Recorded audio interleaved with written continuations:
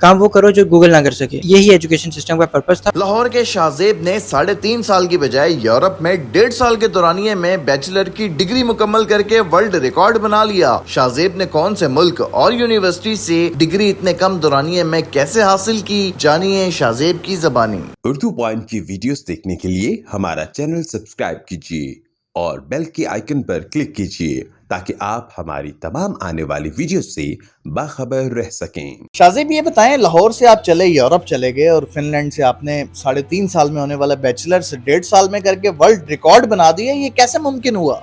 मुमकिन ऐसे हुआ कि मुझे पहले ही बाहर जाने का शौक़ भी था, प्लस पाकिस्तान में ऑलरेडी मैंने वर्चुअल यूनिवर्सिटी में एडमिशन लिया था, लेकिन एजुकेशन सिस्टम इतना थर्ड क्लास था कि यहाँ पे पढ़ने का दिल ही नहीं कर रहा था।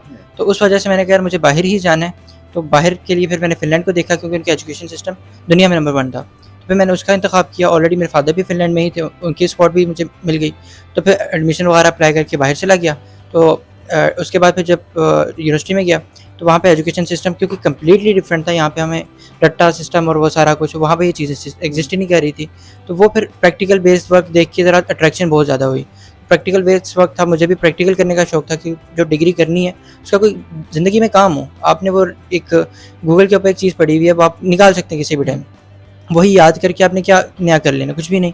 काम वो करो जो गूगल ना कर सके। तो यही एजुकेशन सिस्टम का पर्पस था और वो एजुकेशन सिस्टम फिनलैंड ने प्रोवाइड किया। उसी के अंदर पे मैंने प्रैक्टिकल बेस्ड वर्क करते अपने डिग्री कंप्लीट की और एक वर्ल्ड रिकॉर्ड की तरफ गया। आपने 1.5 साल में जो है वो डिग्री कंप्लीट करके वर्ल्ड रिकॉर्ड बनाया और फिनलैंड जैसे मुल्क में जहाँ पर एजुकेशनल सिस्टम जो है वो पूरी दुनिया में नंबर 1 है, उनके दरमियान बैठ के उन्हीं को बीट करना, बल्कि पूरी दुनिया को बीट करके आना और पाकिस्तान का नाम रोशन करना कितना मुश्किल था? ये मुश्किल तो था ही, इम्पॉसिबल सी बात लग रही थी क्योंकि यूनिवर्सिटी ने भी, प्रोफेसर्स वगैरह सब ने मुझे कहा कि चांस ही नहीं है। मेरे फादर भी कहते थे कि पॉसिबल ही नहीं है कि कर सकते हो। मुझे था कि नहीं, कुछ करना है, एटलीस्ट डिग्री पहले करनी है। तो इनिशियली तो मुझे नहीं था कि मैं वर्ल्ड रिकॉर्ड बना पाऊँगा, मुझे था कि चलो अपनी डिग्री तो जल्दी कर पाऊँगा। तो पहला सेमेस्टर जब मैंने किया तो मैंने जब एजुकेशन सिस्टम देखा तो थोड़ा सा टफ लगा क्योंकि वो रट्टा सिस्टम से आप जब एकदम प्रैक्टिकल बेस पे जाओ तो थोड़ा सा मुझे टफ लगा। तो पहले सेमेस्टर में मैंने सिर्फ 25 क्रेडिट्स करके डिग्री एक सेमेस्टर किया। सेकंड क्योंकि ऑनलाइन था, मैं पाकिस्तान में था, रेजिडेंस परमिट उस टाइम पे इशू नहीं हुआ था। सेकंड सेमेस्टर के अंदर ऑन कैंपस आ गया क्योंकि रेजिडेंस परमिट आ गया। तो जैसे ही मैं गया तो मैंने कहा चलो कोर्सेज उठा के देख लेते हैं, एक्स्ट्रा नहीं होगा तो क्या होगा, फेल हो जाएंगे, जितने होंगे उतने तो पास कर लेंगे ना। एक्स्ट्रा कोर्सेज उठाए तो सेकंड सेमेस्टर के अंदर जितना मैं पढ़ सकता था उतना मैंने जो पढ़ने वाला प्रैक्टिकल बेस्ड वर्क उसमें कर लिया। तो 95 क्रेडिट्स मेरे सेकंड में हो गए और उसके बाद फिर थर्ड के अंदर मेरी प्रैक्टिकल ट्रेनिंग रह गई थी जो फर्स्ट और सेकंड थी, और उसके अलावा थीसिस रह गया था और थोड़े बहुत कोर्सेज रह गए थे।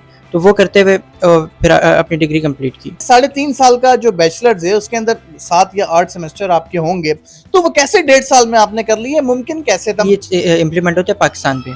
पाकिस्तान के क्योंकि हमारे रूल्स अभी भी वो पुराने, कुछ नया हम करना नहीं चाह रहे, तो वही वाले पुराने रूल्स हम इसके ऊपर लेकर आए हुए हैं। फिनलैंड का एजुकेशन सिस्टम ही क्योंकि डिफरेंट है और पूरी दुनिया में नंबर 1 इसलिए कंसिडर किया जाता है क्योंकि वो उनकी अप्रोच ही डिफरेंट है।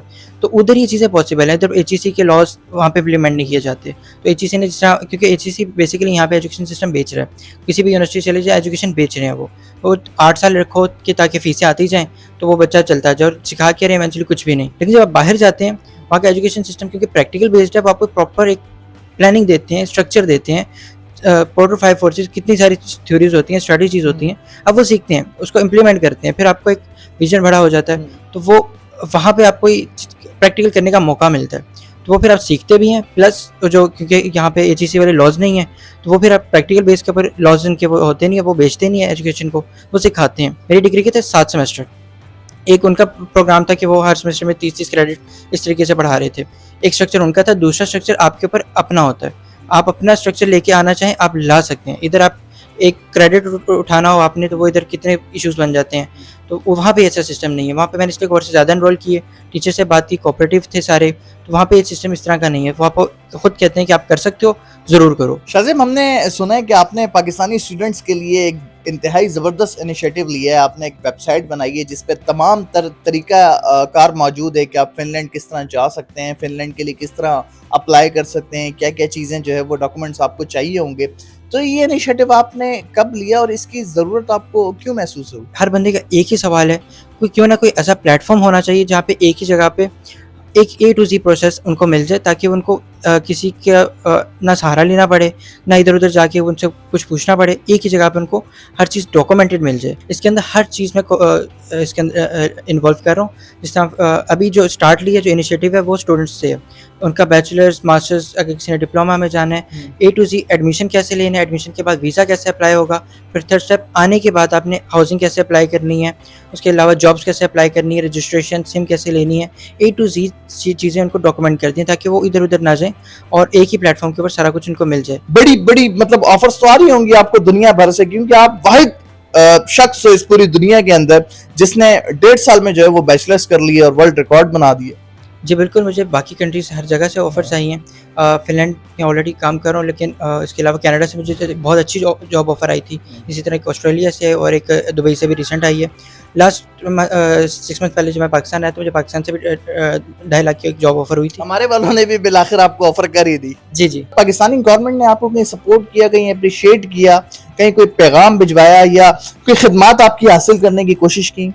पाकिस्तान ने तो पूछा भी नहीं। डिफरेंट इंस्टीट्यूट्स वगैरह इन्होंने तो ज़रूर पूछा, लेकिन गवर्नमेंट लेवल पे तो किसी एक बंदे ने भी नहीं पूछा।